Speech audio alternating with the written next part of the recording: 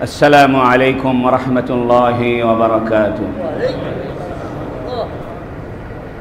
الحمد لله وكفى وسلام على عباده الذين اصطفى. الحمد لله الذي وحده والصلاة والسلام على من لا نبي بعده. وبشانه قال جل وعلا: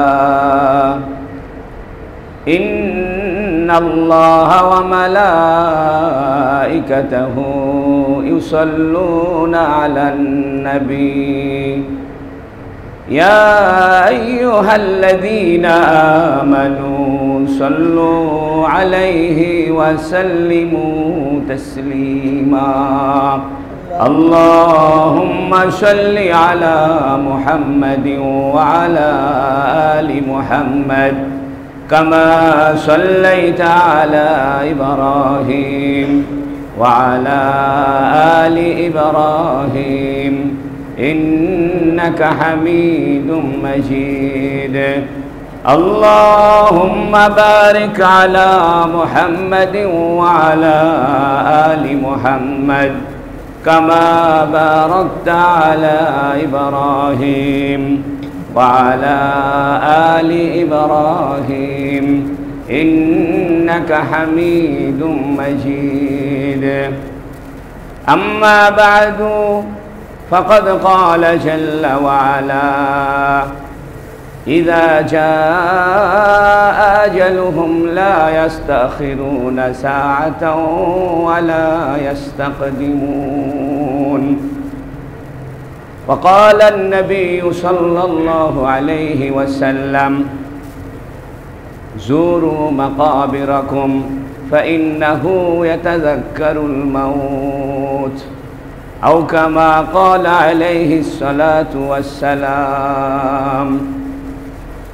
আলহামদুলিল্লাহ, আল্লাহ তাবারাক ওয়া তাআলার বড় মেহেরবানি যে আল্লাহ রাব্বুল ইজ্জত দীর্ঘ একটি মাস সিয়াম সাধনার পরে ঈদ উল ফিতরের পুরা মাসের পারিশ্রমিক ঈদগাহ থেকে আল্লাহর কাছে নেওয়ার পরে আল্লাহ রাব্বুল আলামিন আমাদের সামনে নতুন আরেকটি মাসের সূচনা করেছেন, শাওয়াল আল মুআজ্জাম। আরবি মাসের 10ম মাস শাওয়াল মাস। শাওয়াল শব্দের অর্থ হইল উত্তেজিত হওয়া, শুকিয়ে যাওয়া, বাঁকা হওয়া। এই অর্থ আরবরা ব্যবহার করত 3টি কারণে। উট যখন তার দুধ শুকিয়ে যায় তখন আরবরা বলে শাওয়াল আল ইবিল অথবা শাওয়াল আল ইবিল, উটের দুধ শুকিয়ে গেছে।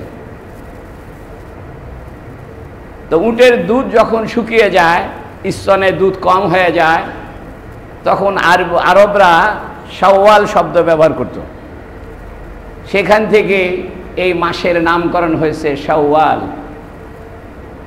আবার আরেকটি কারণেও আরবরা শাওয়াল শব্দ ব্যবহার করত। উট যখন তার বাচ্চা প্রসব করে তখন তার লেজ উপরের দিকে উঠে যেত, এটাকেও আরবরা শাওয়াল বলতো। আবার আরবরা যুদ্ধের জন্য অস্ত্র উত্তোলন করত, উপরের দিকে অস্ত্র খাড়া করে যুদ্ধে বেরিয়ে পড়ত। এই অর্থেও আরবরা শাওয়াল শব্দ ব্যবহার করত। এই 3টি কারণে উটের দুধ শুকিয়ে যাওয়া, উট বাচ্চা প্রসব করার সময় তার লেজ উপরের দিকে উঠে যাওয়া এবং যুদ্ধের জন্য অস্ত্র উপরের দিকে উত্তোলন করা, এই সমস্ত অর্থের দিকে লক্ষ্য করে আরবরা বলতো শাওয়াল। এই শব্দকে আল্লাহ পাক রমজান আল মোবারকের পরে এই শব্দ, এই মূল ধাতুকে কেন্দ্র করে রমজান আল মোবারকের পরে নতুন যে 10ম মাস, এ মাসের নামকরণ হয়েছে শাওয়াল। উলামায়ে কেরাম বলেছেন, যেহেতু যুদ্ধের সময় অস্ত্র উত্তোলন করা হইতো, উট তার বাচ্চা প্রসবের সময় লেজ উপরের দিকে উঠাইতো, আমরাও যেন রমজান মাস পার হওয়ার পরে আমাদের আমলকে নিচু না করে ফেলি। রমজানে যে আমলগুলো আমরা করেছিলাম, এই আমল রমজানে যেমন সুউচ্চ করে ধরে রাখার চেষ্টা করেছিলাম, ঠিক শাওয়াল মাসেও আমরা যেন আমাদের রমজানের আমলগুলোকে উঁচু করে ধরে রাখার চেষ্টা করি। এ কারণে রাসূলুল্লাহ সাল্লাল্লাহু আলাইহি ওয়াসাল্লাম শাওয়াল মাসের একটি আমল আমাদেরকে বাতলে দিয়েছেন। মুসলিম শরীফের হাদিসে রয়েছে, عن أبي أيوب الأنصاري رضي الله عنه حدثه أن رسول الله صلى الله عليه وسلم قال من صام رمضان যে রমজানের রোজা রাখলো, সুম্মা আতবাহু এর পরে রমজানের অনুসরণ করেই, রমজানের লাগাতার রমজানের পরেই, সামা সিত্তাম মিন শাওয়াল শাওয়াল মাসের 6টি রোজা রাখলো, কানা কা সিয়ামিদ দাহরি সে যেন সারা বছর রোজা রাখলো। সুবহানাল্লাহ। এই জন্য আমরা এই শাওয়াল মাসে গুরুত্বপূর্ণ একটি আমল হলো রমজানের যে ফ্লেভার, রমজানের যে সুগন্ধি, রমজানের যে আমলের স্পৃহা, এটা যেন নষ্ট না হয়ে যায়। এই জন্য রমজানের পরেই নবী আলাইহিস সালাতু ওয়াস সালাম আরো 6টি রোজা রাখার জন্য আমাদেরকে বলেছেন। এখন এই 6টি রোজা কিভাবে রাখবো? যেহেতু হাদিস শরীফে রয়েছে সুম্মা আতবাহু, রমজানের রোজার পরেই, রমজানের অনুসরণেই 6টি রোজা রাখে। এখন রমজানের রোজা তো আমরা লাগাতার রেখেছিলাম, 30টি রোজা একের পর এক রেখেছিলাম। এই জন্য অনেক মুহাদ্দিসিন কেরাম বলেছেন যে শাওয়ালের 6টি রোজা একত্রে রাখাই উত্তম। আবার অনেক ওলামায়ে কেরাম বলেছেন রমজানের রোজার সাথে শাওয়ালের 6 রোজার যাতে একেবারে সাদৃশ্য না হয়, কারণ মানুষ মনে করবে এরা আবার রমজান শুরু করলো নাকি। এই জন্য একত্রিত না রাখাই উত্তম। 2টি মতামত মুহাদ্দিসিনে কেরাম আমাদেরকে জানিয়েছেন। দৃষ্টিভঙ্গি পার্থক্য হওয়ার কারণে এই শাওয়াল মাসের 6টি রোজা রাখার বৈশিষ্ট্য দৃষ্টিভঙ্গির পার্থক্য হয়েছে। রমজানের সঙ্গে মিল করার জন্য অনেকে বলেছেন 6টা লাগাতার রাখো, আর রমজানের সঙ্গে যেন ভুল বুঝাবুঝি না হয়, মানুষ যেন এইটাকে আবার রমজান মনে না করে যে ঈদের পরে আবার নতুন রমজান শুরু হইল কিনা। এই জন্য শাওয়াল মাসের রোজাটা ভিন্ন ভিন্ন পৃথক পৃথক ছেড়ে ছেড়ে রাখাকে উত্তম বলেছেন। তবে মুহাদ্দিসিনে কেরাম একটা সমন্বয় করেছেন যে লাগাতারও যেন হয়, আবার ছেড়ে ছেড়েও যেন হয়। এই জন্য ওলামায়ে কেরাম একটি পরামর্শ দিয়েছেন, যেহেতু শাওয়ালের রোজা 6টি, তাহলে 3টি রোজা লাগাতার রাখো, তাহলে রমজানের সাথে একটা সুসম্পর্ক হয়ে গেল। আর এই 3টি রোজা কেউ যদি আরবি মাসের 13, 14, 15, যেটাকে আমরা আইয়ামুল বীজ বলি, হাদিস শরীফে রয়েছে যে ব্যক্তি আরবি মাসের 13, 14, 15 রোজা রাখলো সে যেন সারা মাস রোজা রাখলো।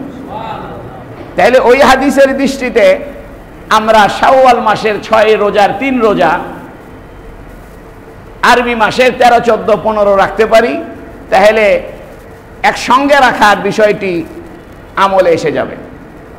আর যারা বলেছেন এটা পৃথক পৃথক রাখাই উত্তম হবে, তাদের দৃষ্টিভঙ্গির সমন্বয় এভাবে করা যাবে যে আমরা এই বাকি 3টি রোজা পৃথক পৃথক রাখব। আর পৃথক পৃথক রাখার জন্য আমরা যদি সোমবার আর বৃহস্পতিবার করে বাছাই করি, তাহলে আমাদের জন্য পৃথক পৃথক রাখার যে মতামত, সেই মতামতের উপরেও আমল করা হয়ে যাবে। তাহলে ফলাফল দাঁড়াইল যে আমরা শাওয়ালের 6টি রোজা সোমবারকে আর বৃহস্পতিবারকে রাখি। ইবনে মাজাহ শরীফের হাদিসে রয়েছে রাসূলুল্লাহ সাল্লাল্লাহু আলাইহি সাল্লাম ইরশাদ করেছেন যে সোমবারের দিন আমার জন্মের দিন। এবং ওলামায়ে কেরাম বলেছেন সোমবারে নবী হয়েছিলেন, এই কারণে নবীজি সোমবারে রোজা রাখতেন। আর বৃহস্পতিবারে সপ্তাহের আমলনামা আল্লাহর দরবারে পৌঁছানো হয়। এই জন্য নবী আলাইহিস সালাতু ওয়াস সালাম বৃহস্পতিবারেও রোজা রাখতেন।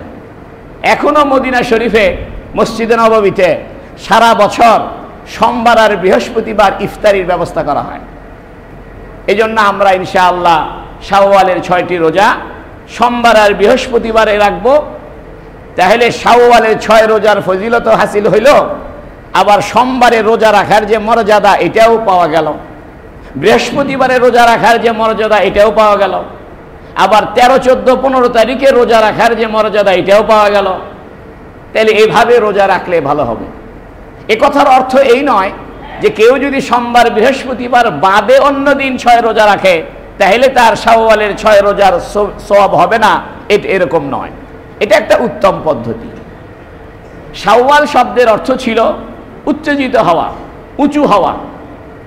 তো সুফিয়া কেরাম বলেছেন এই শাওয়াল মাসের অর্থ যেহেতু উঁচু হওয়া, উত্তেজিত হওয়া, আবার শুকিয়ে যাওয়া, অর্থাৎ আমরা যেন রমজানের পরে আমাদের আমলকে শুকিয়ে না ফেলি, নিস্তেজ করে না ফেলি, আমলের ধারাবাহিকতা বজায় রাখি, এই অর্থের দিকে লক্ষ্য করে ওলামায়ে কেরাম বলেছেন যে শাওয়াল শব্দের অর্থের সাথে আমাদের আমল যেন সুউচ্চ থাকে, আমাদের আমল যেন শুকিয়ে না যায়, সেদিকে লক্ষ্য রাখা আমাদের জন্য দরকার। আল্লাহ আমাদেরকে আমল করার তৌফিক দান করুক, বলুন আমিন। জীবন একদিন শেষ হয়ে যাবে। এই যে আমাদের জীবন, এই জীবনের সূচনা হয়েছে রূহের জগতে। সে জগতে আল্লাহ পাক আমাদের সবাইকে একসাথে একবারে সৃষ্টি করেছেন। পৃথিবীতে যত মানুষ এসেছিল, বর্তমানে যত মানুষ আছে, ভবিষ্যতে যত মানুষ আসবে, সমস্ত মানুষের মূল শক্তি রূহ, আত্মা, জীবন, প্রাণ, এটা আল্লাহ একবারে বানিয়েছেন। ফ্যাক্টরিতে যেমন মাল তৈরি হয়, ধীরে ধীরে ডেলিভারি হয়, তা আল্লাহ আমাদের সমস্ত মানুষের রূহ একসাথে ফ্যাক্টরিতে বানিয়েছেন। এটা রূহের ফ্যাক্টরি। তারপরে আল্লাহ ধীরে ধীরে আমাদেরকে দুনিয়াতে পাঠাচ্ছেন।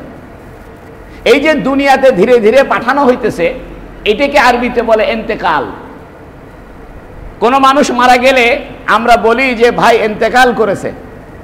তো ইন্তেকাল শব্দের অর্থ হইল স্থানান্তরিত হওয়া, এক জায়গায় থেকে আরেক জায়গায় চলে যাওয়া। আমাদের মূল জায়গা ছিল রূহের জগৎ, সপ্তম আসমানে আরশে আজিমের পাশে আলামুল আরওয়াহ, রূহের একটা জগৎ ছিল। সেই রূহের জগৎ থেকে আল্লাহ যেহেতু আমাদেরকে স্থানান্তরিত করেছেন মায়ের পেটে, এই জন্য মায়ের পেটকে বলা হয় প্রথম ইন্তেকালের স্থান, অর্থাৎ প্রথম পরিবর্তিত হওয়ার জায়গা। মায়ের পেট থেকে আমরা পৃথিবীর বুকে নেমে এসেছি, এটা হলো আমাদের দ্বিতীয় ইন্তেকাল। আবার পৃথিবীর বুক থেকে আমরা কবরের পেটে চলে যাব, এটা হবে তৃতীয় ইন্তেকাল। আবার কিয়ামতের দিন কবরের থেকে বের হয়ে হাসরের ময়দানে উপস্থিত হব, এটা হবে চতুর্থ ইন্তেকাল। ইনশাআল্লাহ হাসরের ময়দান থেকে আল্লাহর রহমত পেয়ে, নবীজি আলাইহিস সালামের সুপারিশ পেয়ে, হাউজে কাউসারের পানি পান করে জান্নাতে চলে যাব, এটা হবে পঞ্চম ইন্তেকাল। ইন্তেকাল কয়টা? 5টা। প্রথম ইন্তেকাল মায়ের পেট, দ্বিতীয় ইন্তেকাল পৃথিবী, তৃতীয় ইন্তেকাল কবর, চতুর্থ ইন্তেকাল হাসরের ময়দান, পঞ্চম ইন্তেকাল ইনশাআল্লাহ জান্নাত। অনেক ওলামায়ে কেরাম বলেছেন যে 5টি ইন্তেকালের সাথে সামঞ্জস্য রেখেই মনে হয় ইসলামে দৈনন্দিন 5 ওয়াক্ত নামাজের ব্যবস্থা করা হয়েছে। এবং দৈনন্দিন 5 ওয়াক্ত নামাজের সাথে আমাদের জীবনের একটা সুসম্পর্ক রয়েছে।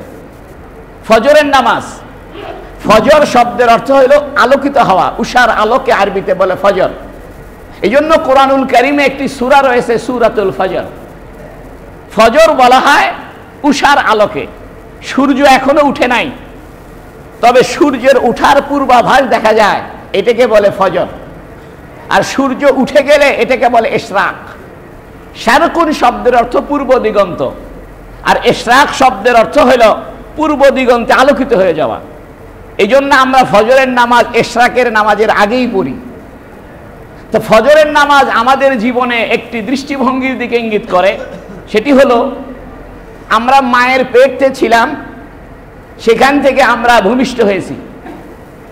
মায়ের পেটের অন্ধকারে ছিলাম, সেখান থেকে আলোকময় পৃথিবীতে এসেছি। ফজরের নামাজটাও সেরকম, রাতের অন্ধকারে ঘুমিয়েছিলাম, আল্লাহ আমাদেরকে পৃথিবীর আলোময় জায়গায় পাঠিয়েছেন। তো মায়ের পেটের থেকে ভূমিষ্ঠ হওয়ার সাথে আমাদের জন্মের সময়ের একটা সামঞ্জস্য রয়েছে।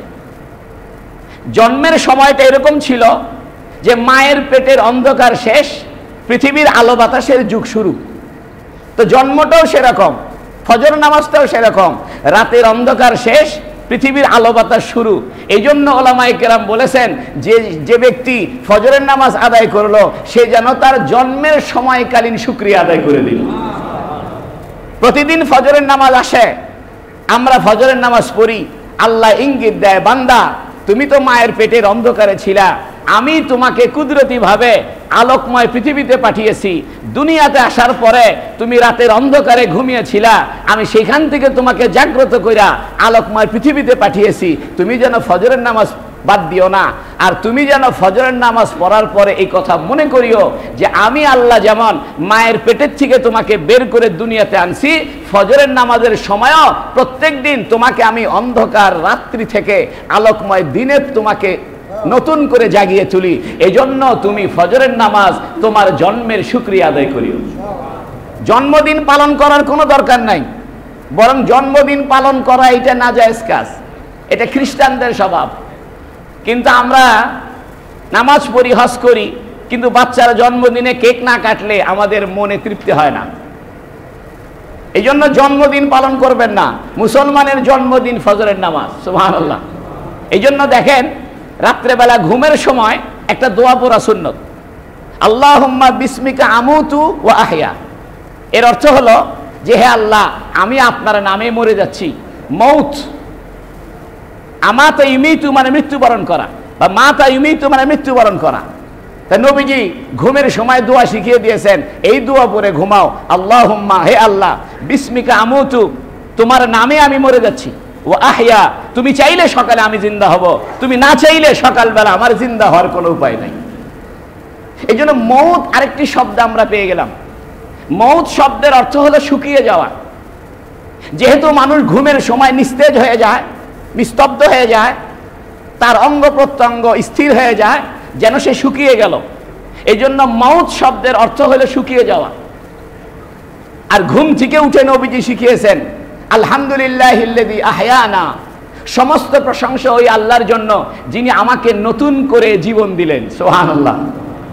আল্লাহ যদি ঘুমের ভিতরে স্ট্রোক করে আমাকে নিয়ে যাইতেন, আমার জীবন শেষ হয়ে যেত, তাহলে আমি ঘুম থেকে জাগতে পারতাম না। এই জন্য নবীজি শিখিয়ে দিয়েছেন, ঘুমের পরে ঘুম থেকে জেগে আল্লাহর শুকরিয়া আদায় করো, আল্লাহকে বলো আলহামদুলিল্লাহিল্লাযী আহয়ানা, যিনি আমাকে নতুন করে জীবন ফিরিয়ে দিলেন, বাদামা আমাতানা, আমাকে রাতে ঘুমের ভিতরে মৃত্যু দেওয়ার পরে, ওয়া ইলাইহিন নুশুর, এবং একদিন আমাদের সবাইকে আল্লাহর সামনে ফিরে যেতে হবে। এটি ছিল ফজরের নামাজের একটা দার্শনিক দৃষ্টান্ত। ফজরের নামাজের পরে হয় ইশরাক। হাদিস শরীফে আছে, যে ব্যক্তি ইশরাকের সময় 2 রাকাত বা 4 রাকাত নামাজ পড়লো, সে যেন একটা গোলাম আজাদের সওয়াব পাইল। কোন কোন হাদিসে আছে সে যেন একটা ওমরা করার সওয়াব পাইল। বিনা কষ্টে যদি ইশরাকের নামাজ পড়া একটা গোলাম আজাদের সওয়াব পাই, একটা ওমরার সওয়াব পাই, তাহলে এটা ছেড়ে দিব কেন? মূল কথা হলো এই উম্মতের প্রতি রাসূলুল্লাহ সাল্লাল্লাহু আলাইহি সাল্লামের কারণে আল্লাহ বড় দয়া পরবশ। এই জন্য অল্প খরচে অল্প পরিশ্রমে অনেক সওয়াবের ব্যবস্থা আল্লাহ এই উম্মতকে দান করেছেন। এই জন্য দেখেন না, 3 বার কুল আল্লাহ পড়লে 1 খতম কোরআনের সওয়াব হয়ে যায়, ইশরাকের নামাজ পড়লে একটা গোলাম আজাদের সওয়াব হয়ে যায়, একটা ওমরার সওয়াব হয়ে যায়। এই জন্য আমরা ইশরাকের নামাজটাও পড়ার চেষ্টা করি। ইশরাকের নামাজের পরে হইল দুহা। দুহা বা চাশত, ফার্সিতে বলে চাশত, আরবিতে বলে দুহা। দুহা বলা হয় যখন সূর্য এক নেজার উপরে উঠে যায়। নেজা কাকে বলে? বল্লম। অর্থাৎ আরবরা যুদ্ধের সময় একটা অস্ত্র ব্যবহার করত, এটাকে বলা হতো নেজা। নেজা বলা হয় একজন মানুষ হাত উঁচু করলে যে পরিমাণ দৈর্ঘ্য হয়, ওই পরিমাণ বল্লমকে আরবিতে বলে নেজা। তা ঠিক যখন সূর্য একজন মানুষ হাত উত্তোলন করলে যে পরিমাণ লম্বা হয়, ওই পরিমাণ সূর্যের আলো যখন উঠে যায়, সূর্য যখন ওই পরিমাণ উঠে যায়, বা ছায়া যখন সেই পরিমাণ হয়ে যায়, তখন আরেকটা নামাজ রয়েছে, সে নামাজের নাম হলো চাষ্টের নামাজ বা দোহার নামাজ। এই জন্য অনেক ওলামায়ে কেরাম বলেছেন চাষ্ট আর দোহার নামাজ একই। তা আমরা এটাও চেষ্টা করি, বর্তমান সময়ে 9টা বেজে গেলে চাষ্টের সময় হয়ে যায়, দোহার সময় হয়ে যায়। আল্লাহ আমাদেরকে ইশরাকের নামাজ এবং 9টার পরে চাষ্টের নামাজ, দোহার নামাজ পড়ার তৌফিক দান করে, বলুন আমিন। এই দোহার পরে একটা সূরা নাজিল হয়, ওয়াদ-দোহা। কোরআনে একটা সূরা আছে, সূরাতে দোহা, ওয়াদ-দোহা ওয়াল-লাইলি ইযা সাজা মা ওয়াদ্দাকা রাব্বুকা ওয়া মা ক্বালা। আপনারা কোরআনটা পড়বেন, কোরআন না পড়লে ঈমানের মজা নাই, কোরআনের তরজমা না জানলে জীবনের প্রশান্তি নাই। দোহার পরে আসে হলো জুহুর। জুহুর বলা হয় জাহারা ইয়াজহারু জুহুরান জুহুরান, প্রকাশিত হওয়া। যখন পরিপূর্ণ কিছু প্রকাশিত হয়ে পড়ে এটাকে আরবিতে বলে জুহুর। এই যে আমরা জোহরের নামাজ পড়ি, এটা হলো প্রকাশিত হওয়ার সময়। কারণ দিবসের মাঝে সূর্য সবচাইতে বেশি প্রকাশিত হয় জোহরের সময়। সারাদিন যে সূর্যের অস্তিত্ব আসমানে দেখি, এই সূর্যটা সবচাইতে প্রকাশিত হয় কখন? জোহরের সময়। এই জোহরের সময় আল্লাহ একটা নামাজ ফরজ করেছেন, জোহরের নামাজ। ওলামায়ে কেরাম বলেন সূর্য যেমন পরিপূর্ণ বিকশিত হইল, তোমার জীবনও বাচ্চা অবস্থা থেকে, শৈশব থেকে, কৈশোর থেকে একদিন যৌবনের মতো পরিপূর্ণ বিকশিত হয়েছে।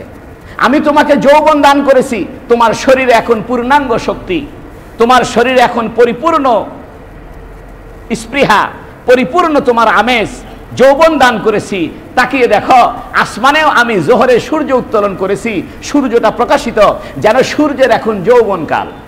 তাই যে ব্যক্তি জোহরের নামাজ আদায় করে সে যেন তার যৌবনের শুকরিয়া আদায় করে দেয়। জোহরের নামাজের পরে আসে আসর। কোরআনে কারিমে একটা সূরা আছে, সূরাতুল আসর। দেখেন ফজরের নামে একটা সূরা আছে, দোহার নামে একটা সূরা আছে, আসরের নামে একটা সূরা আছে। আসর শব্দের অর্থ হলো কুসুমি রং ধারণ করা, বাদামি রং ধারণ করা, অর্থাৎ সূর্যের তেজ কমে গেলে সূর্যের যে একটা সোনালী সোনালী কালার বের হয়ে আসে, এটাকে আরবিতে বলে আসর। একদম পরন্ত বিকেলকে আরবিতে বলে আসর। তো মানুষের জীবনে যৌবন শেষ হয়ে একদিন বার্ধক্য আসবে, তার যৌবনের শক্তি কমে যাবে। যেমন সূর্যের শক্তি আসরের সময় কমে যায়, সূর্যের তেজ, সূর্যের প্রভাব, সূর্যের উজ্জ্বলতা জোহরের সময় যে পরিমাণ ছিল আসরে সে পরিমাণ থাকে না, আসরে সূর্যের তেজ কমে যায়। তা বুঝাইতে চায় আল্লাহ, বান্দা আমি তোমাকে যৌবন দিয়েছি, মনে করিও না এই যৌবন চিরদিন থাকবে। যেমন সূর্যের দুপুরবেলা জোহরের আলো সব সময় থাকবে না, 2-2.5 ঘন্টা পরে এটা সূর্যের তেজ কমে যাবে। তোমার জীবনেও যৌবনের পর একটা বার্ধক্য আসবে, আসরের সময় আসবে। তাই যে ব্যক্তি আসরের নামাজ পড়ে সে যেন তার বার্ধক্যের শুকরিয়া আদায় করে দেয়। ফজরের নামাজ কিসের শুকরিয়া ছিল? জন্মের। জোহরের নামাজ যৌবনের, আসরের নামাজ বার্ধক্যের। আসরের পরে আরেকটি সময় আসে, এটাকে আরবিতে বলে মাগরিব। গুরুব থেকে মাগরিব শব্দের উৎপত্তি। গুরুব মানে ডুবে যাওয়া। তো মাগরিবের সময় যেহেতু সূর্য ডুবে যায়, এই জন্য আরবিতে বলে মাগরিব। আল্লাহ বুঝায়, বান্দা মায়ের পেটের থেকে বের হইছিলা, তোমার জন্মের সময় ছিল ফজরের সময়, তোমাকে আমি যৌবন দান করেছি যেন তুমি জোহরে পদার্পণ করেছিলে। তোমার যৌবনের পরে আমি তোমাকে বার্ধক্য করেছিলাম যেন আসরের নামাজের সময় এসেছিল। আর আসরের নামাজের কিছু পরে সূর্য ডুবে যাবে। ও বান্দা, তোমার জীবনটাও একদিন কবরে ডুবে যাবে, তুমিও একদিন দুনিয়া থেকে চলে যাইবা। সূর্য যেমন আকাশ থেকে ডুবে যায়, অস্ত চলে যায়, অন্ধকার নেমে আসে, তোমার জীবনেও তোমার জীবন নামক সূর্যটা একদিন কবরে ডুবে যাবে। এই যে ব্যক্তি এই মাগরিবের নামাজ আদায় করলো সে যেন তার মৃত্যুর শুকরিয়া আদায় করে দিল। মৃত্যুকে আরবিতে 3 ভাষায় ডাকা হয়। ইন্তেকাল শব্দের অর্থ আমরা মৃত্যু করি, মাউত বা মৌত হওয়াকেও আমরা বলি, আর একটা হইল অফাত। 3টি শব্দ আরবিতে ব্যবহার হয় মানুষের মৃত্যুর সাথে সংশ্লিষ্ট। একটা শব্দ হলো ইন্তেকাল, আমরা বলি ভাই আমাকে ইন্তেকাল করেছে। আবার অনেক সময় বলি যে ভাই লোকটা মৌত হয়ে গেছে, অনেক সময় বলি লোকটার অফাত হয়ে গেছে। অফাত বলা হয় ওয়াফা ইয়াফি ওয়াফাআন বেফাআন বা বেফাকান, এর অর্থ হলো পরিপূর্ণ হয়ে যাওয়া বা পরিপূর্ণ গ্রহণ করে নেওয়া। দেখেন ঘুমের ভিতরে আমাদের মৃত্যু হয়েছিল, হাদা হাদা মৃত্যু। এই জন্য আরবিতে বলা হয় আন-নাওমু নিসফুল মাউতি, ঘুম হলো অর্ধেক মৃত্যু। এই জন্য ঘুমায় গেলে আমাদের আর দুনিয়াদারি ঠিক থাকে না, কাপড় চোপড় ঠিক থাকে না, আমরা আমাদের নিজেদের উপরে কন্ট্রোল হারিয়ে ফেলি। যেমন মৃত্যুর পরে আমাদের আর কোনো কন্ট্রোল থাকবে না শরীরের উপরে, তো ঘুমের ভিতরেও যেহেতু আমাদের শরীরের উপরে কন্ট্রোল থাকে না, এই জন্য ঘুমকেও আরবিতে মউত বলে। জমিন শুকিয়ে গেলে এটাও আরবিতে মউত বলে।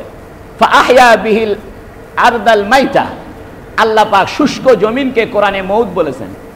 একটা জমিন যখন শুকিয়ে যায় সে যেন মারা গেছে।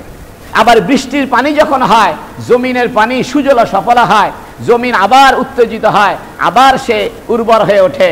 তো ঠিক মানুষ মারা যাবে, মৃত্যুর পরে আল্লাহ আবার তাকে জিন্দা করবে।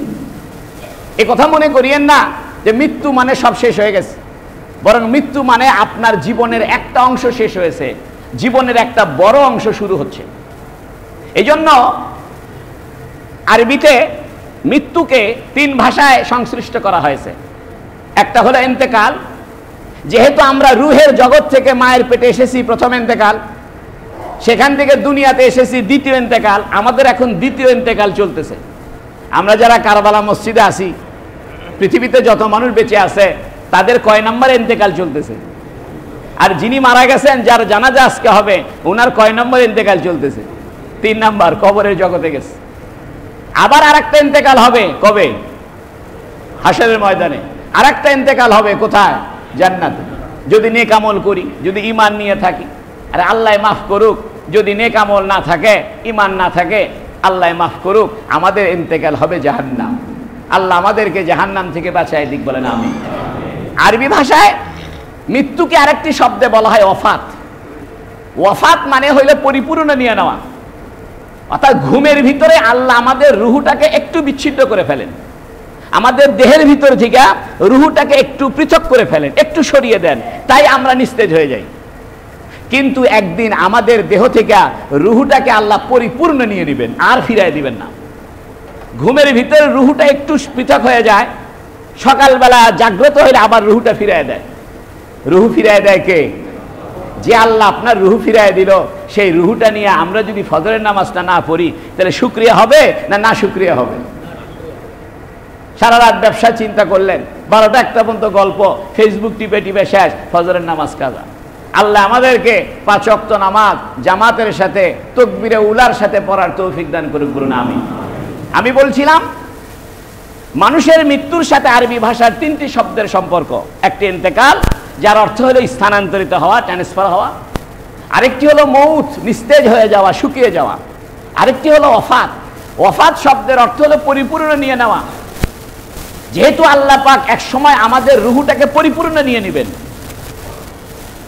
একদম নিয়ে নেবেন, আর ছেড়ে দিবেন না, এই দেহের ভিতরে আর যাইতে দিবে না। এই দেহের যে খাঁচা, রক্তগোস্ত হাড্ডির যে খাঁচা, এই খাঁচার ভিতরে আল্লাহ একটা রুহু ঢুকায় রাখছে। প্রত্যেক দিন ঘুমের সময় এই খাঁচার ভিতর থেকে রুহুটা একটু পৃথক হয়ে যায়, তাই আমরা নিস্তেজ হয়ে যাই। কিন্তু একদিন আসবে, সেদিন আমাদের এই খাঁচার ভিতর থেকে রুহুটা নিয়ে যে নিবে, আর ছেড়ে দিবে না। এটাকে বলে ওয়াফাত। যেহেতু এই খাঁচার ভিতর থেকে রুহুটা চলে যাবে, এটা একটা গুরুত্বপূর্ণ সময়। যেদিন আমি আমার এই খাঁচার ভিতর থেকে, রক্তগোষ্ঠের খাঁচার ভিতর থেকে আমার রুহুটা চলে যাবে, সেই সময়টা আমার আসল সময়। এই জন্য আরবিতে এই সময়কে বলে আজাল। আজাল বলা হয় এমন সময় যে সময়টা নির্ধারিত, যে সময়টা একেবারে নিশ্চিত, 1 সেকেন্ড আগে পরে হবে না, যা আছে তাই হবে, যেখানে আছে সেখানে হবে, যেভাবে হবে সেভাবে হবে, একদম বিন্দু পরিমাণ নড়চড় হবে না। এটাকে আরবিতে বলে আজাল। আরবিতে আরেকটি শব্দ রয়েছে ওয়াক্ত। ওয়াক্ত মানে সময়, কিন্তু আজাল আর ওয়াক্তের পার্থক্য হইল, ওয়াক্ত বলা হয় একটা সময়ের সমষ্টিকে বলে ওয়াক্ত। যেমন সকালের সময়, তা সকালের সময় কি 1 সেকেন্ড 2 সেকেন্ড না অনেক সময়? রাতের সময়, রাতের সময় কি 1 সেকেন্ড 2 সেকেন্ড না অনেক সময় মিলে রাত? সময়ের সমষ্টিকে আরবিতে বলে ওয়াক্ত, আর সময়ের ক্ষুদ্র অংশকে বলে আজাল। এই জন্য আল্লাহ কোরআনে বলেছেন, ইযা জাআ আজালুহুম, যখন তোমাদের সময়ের ক্ষুদ্র অংশ ক্ষুদ্র সময়, নির্ধারিত সময়টা আসবে।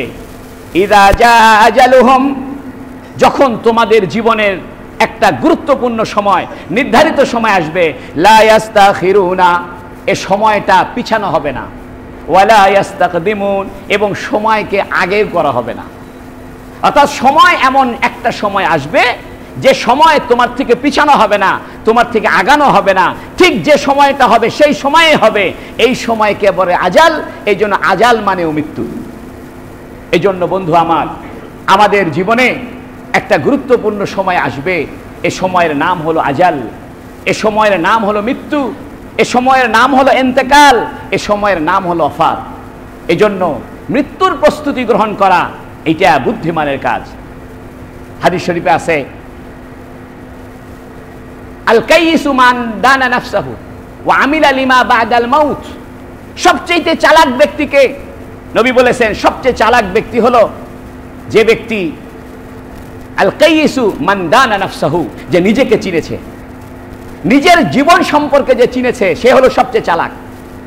ওয়া আমিলা লিমা বাদাল মাউত, এবং মৃত্যুর পরের জীবনের প্রস্তুতি গ্রহণ করেছে, মৃত্যুর পরের জন্য সম্বল অর্জন করেছে, মৃত্যুর পরের জন্য প্রস্তুতি নিয়েছে, মৃত্যুর পরের জন্য আমল করেছে, সে সবচেয়ে চালাক। কিন্তু আমরা চালাক বলি কাদেরকে? যে ব্যবসা বড় করতে পারছে, যে বড় বিল্ডিং বানাইতে পারছে, গাড়ি বাড়ি কিনতে পারছে, ব্যাংকের থেকে টাকা লোন নিয়ে বড় ব্যবসা বানাইছে, ব্যাংকের টাকা শোধ করে না।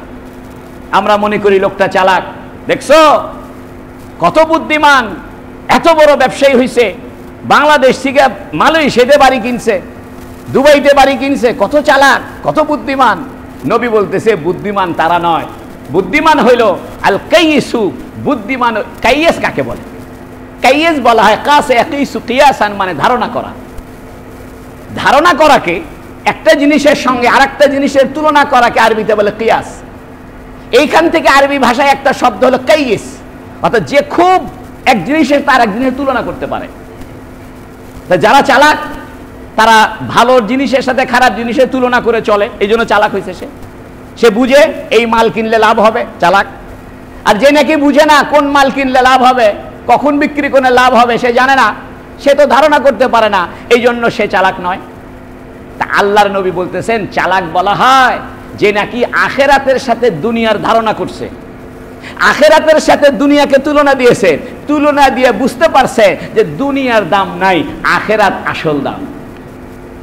বন্ধু আমার, কোরআনুল কারীমে আল্লাহ পাক বলেছেন ওয়াল আখিরাতু খায়রুল লাকা ওয়া আবকা, মনে রাখো আখেরাত হলো তোমাদের স্থায়ী ঠিকানা এবং আখেরাত হলো তোমাদের সবচেয়ে উত্তম জায়গা। ওয়াল আখিরাতু খায়রুল লাকা, আখেরাত তোমার জন্য উত্তম। খায়ের কাকে বলে? খায়ের বলা হয় মানুষ জানছে বা জানে নাই, আমরা অনেক সময় জানতে পারি যে এই কাজে আমার উপকার আছে, এটাকে বলে ফায়দা। আর অনেক সময় দেখা যায় যে আমরা জানি না এই কাজে লাভ আছে, তারপরেও লাভ হয়ে গেছে। তা মানুষ বলে যে ভাই আমি তো জানতাম না যে এই পরিমাণ লাভ হবে আমার ব্যবসায়। এইরকম যে লাভবান হয়, জ্ঞাতসারে হোক অজ্ঞাতসারে হোক, জেনে বুঝে লাভ বুঝুক বা লাভ বুঝে নাই, দুনো পক্ষের থেকে যে লাভ হয়, এইরকম লাভকে আরবিতে বলে খায়র। এই জন্য কোরআন শরীফে আল্লাহ পাক এক শব্দ ব্যবহার করেছেন, কুনতুম খায়রা উম্মাহ, তোমরা হলে উত্তম জাতি। তোমরা বুঝলে উত্তম, না বুঝলে উত্তম।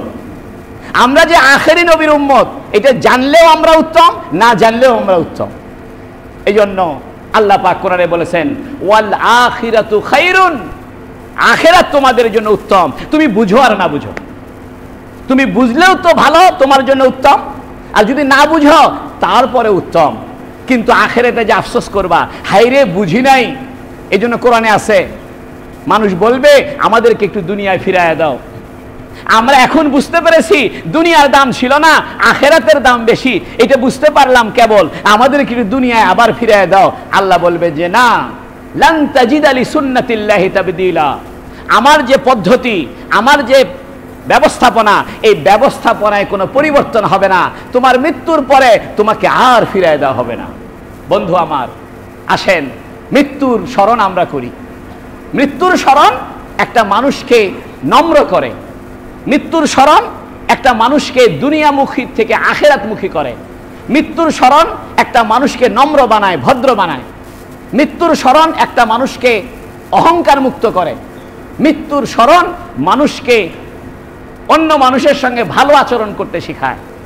এই জন্য নবীজি বলেছেন, জুরু মাকাবিরাকুম, তোমরা তোমাদের কবর মাঝে মাঝে জিয়ারত করো, ফাইন্নাহু ইয়াতাযাক্কারুল মাউত, কেননা কবরের জিয়ারত করলে তোমাদের মৃত্যুর কথা স্মরণ হবে। সুবহানাল্লাহ।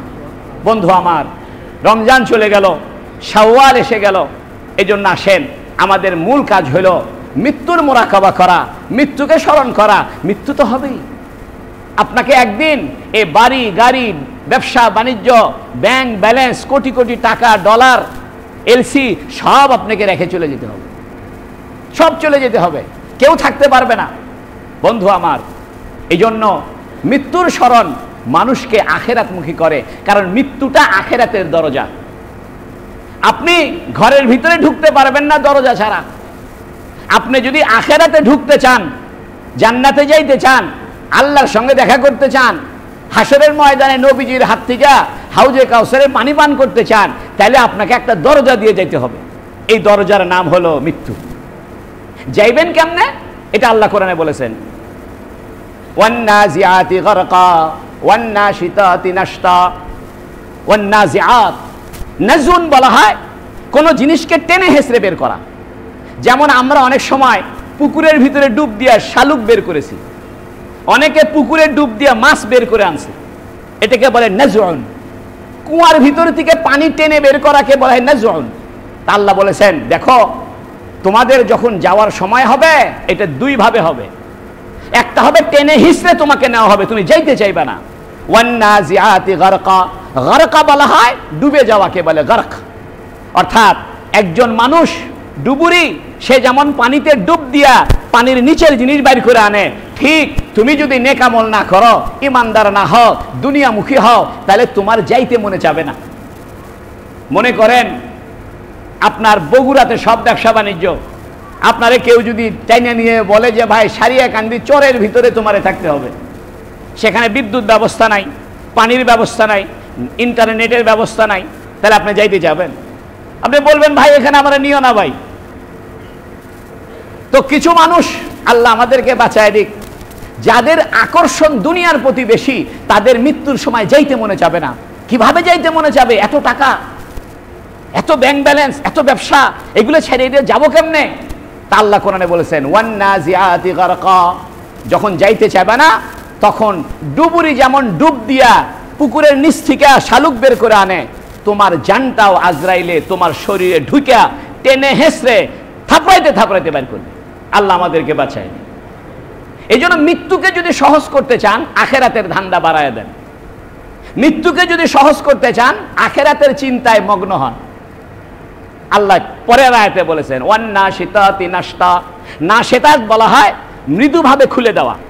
আমরা বেলুনের ভিতরে বাতাস থাকে, এইটা সুতলি দিয়ে বাঁধা থাকে, এটা আস্তে করে খুলে দিলে কি হয়ে যায়? ফুস করে বের হয়।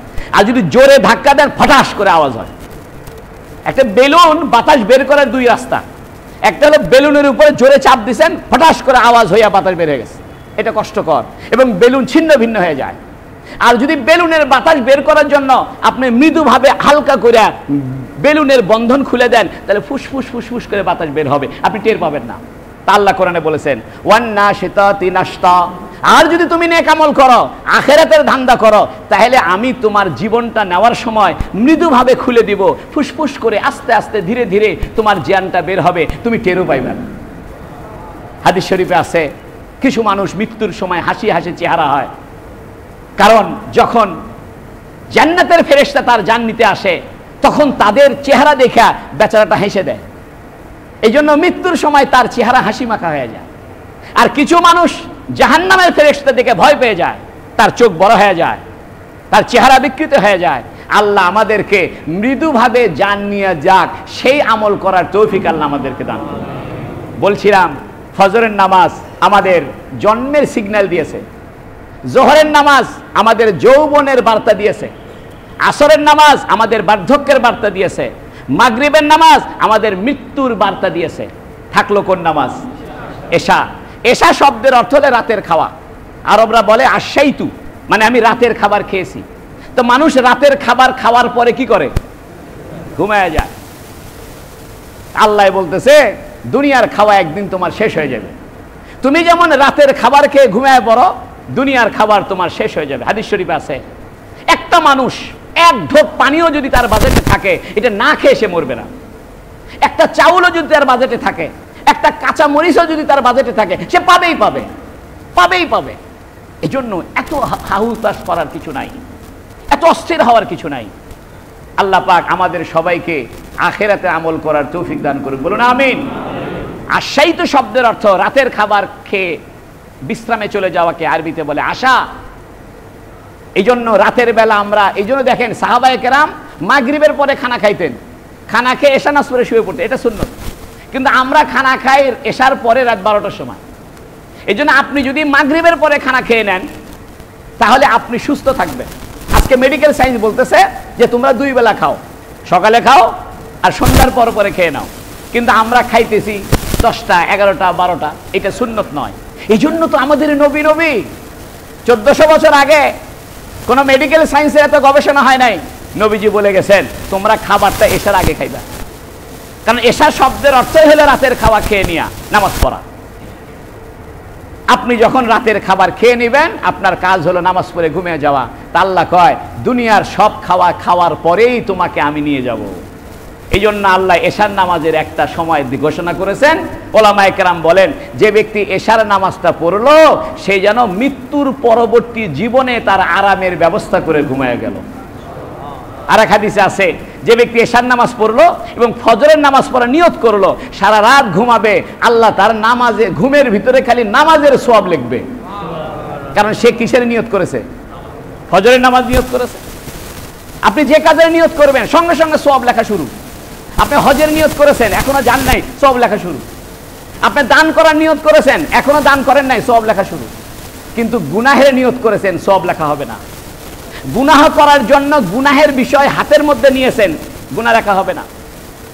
একদম গুনাহটা করে ফেলছেন, তখন একটা গুনাহ লেখা হবে। আর সওয়াবের নিয়ত করার সাথে সাথে একটা সওয়াব হবে। এটার ব্যবস্থাপনা করার সাথে সাথে 700 গুণ সওয়াব হবে। আর আমলটা করে ফেলার সাথে সাথে 700 থেকে অগণিত সওয়াব আল্লাহ আমাদেরকে দান করবে। বন্ধু আমার, আমাদের পরিচিত কারবালা মাদ্রাসার বড় খায়ের খা, বড় কল্যাণকামী ডাক্তার হুসাইন সাহেব, তাই না? MA হুসেইন সাহেব, আসল নাম হুসেইন, MA হুসেইন সাহেব আমাদের মাদ্রাসার বড় হিতাকাঙ্ক্ষী ছিলেন। আপনারাও বাইরে থেকে অনেক মুসল্লি এসেছেন, আপনারাও আমাদের বন্ধু, এ মাদ্রাসার হিতাকাঙ্ক্ষী, এ মাদ্রাসাকে আপনারা ভালোবাসেন। একটা কথা ফাঁক দিয়ে বলেই দিই, মাদ্রাসার ছাত্র সংখ্যা বেশি, এই জন্য কমিটির ভাইয়েরা এবং আমরা হুজুররা মিলে নতুন একটা বিল্ডিংয়ের কাজ শুরু করতে যাচ্ছি। একদম পূর্ব পাশে হাজার হাজার ছেলে ভর্তি হইতে পারে না, জায়গা থাকে না। আমরা আল্লাহর উপর ভরসা করে নতুন একটা বিল্ডিংয়ের কাজ করার চেষ্টা করতেছি, শুরু করতেছি।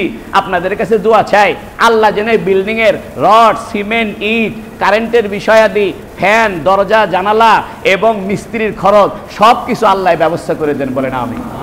দোয়া করতে তো দোষ নাই, আপনি দোয়া করলেই সব শুরু হয়ে গেল। এরপরে আপনি 10টা টাকা দিলেন, সব শুরু হয়ে গেল। আল্লাহ আপনাদের সবাইকে কবুল করুক। একটু সময় আমি বেশি নিয়ে ফেললাম, আল্লাহ আমাদের সবাইকে আখিরাতের জন্য কবুল করুক, বলুন আমিন। ওয়া আখিরু দাওয়ানা আনিল হামদুলিল্লাহি রাব্বিল আলামিন। যারা সুন্নত পড়েন নাই, সুন্নতের নিয়ত করেন।